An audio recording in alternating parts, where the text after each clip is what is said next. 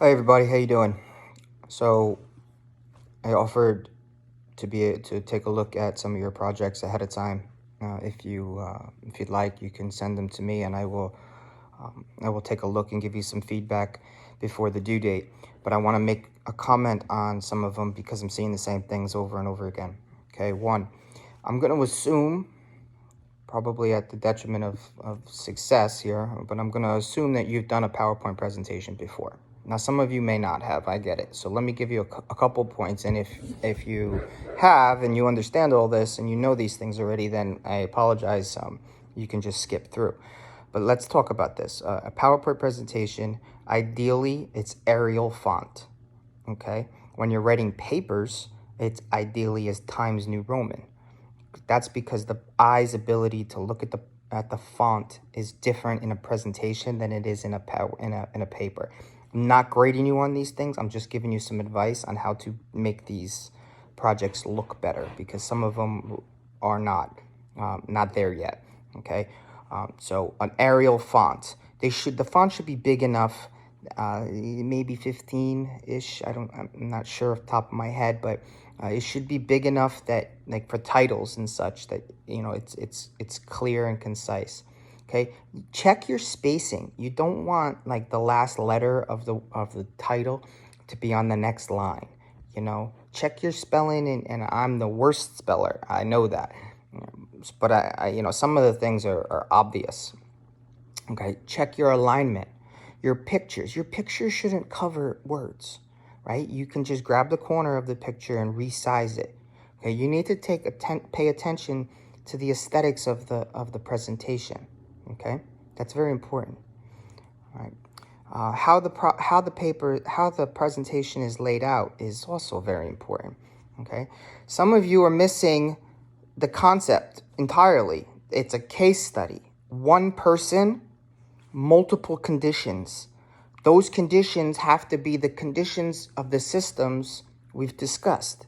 So thus far, you've learned about the autonomic nervous system, the endocrine system, the heart, the vascular system, and the pulmonary system, right? So therefore, you should understand the anatomy and the physiology of those systems.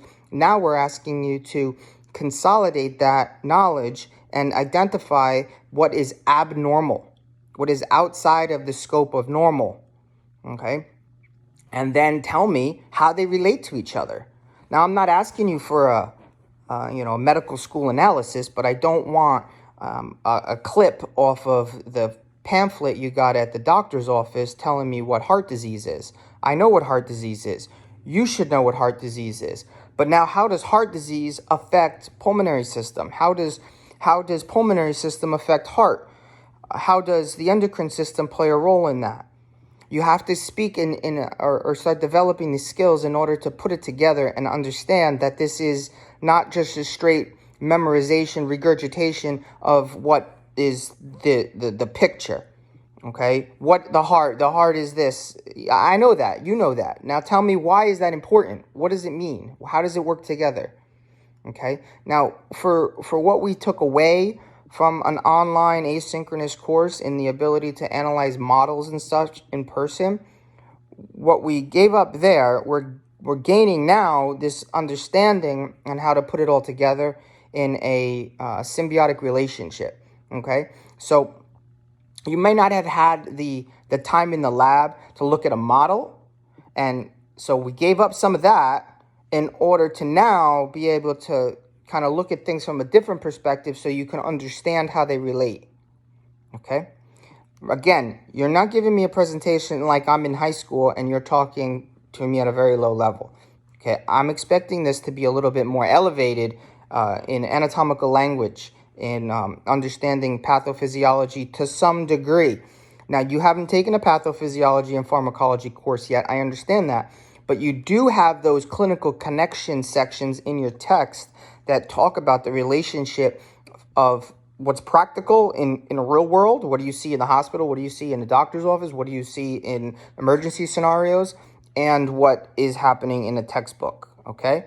And I'm also not looking for you to regurgitate the discussion questions. That's not the point. You get the case study from your brain. You make it up. if you know somebody, you can use that. But don't just take the text right from the discussion questions and copy and paste it into a PowerPoint presentation and then read it to me on screen. That's not how this works, okay? I also don't want paragraphs on your screens and you reading anything. That's not how presentations work. I don't have a script right here. I'm just talking to you. I'm explaining to you a concept. Same principles apply. The background of this PowerPoint presentation is just to give me something to look at. What you're saying is the value of the presentation. So I hope that sums it up a little bit and gives you some more direction. Okay? Please ask more questions if you need to. Happy to get on a video with you if you need it also. Not a big deal. So keep working at it. Have a good day.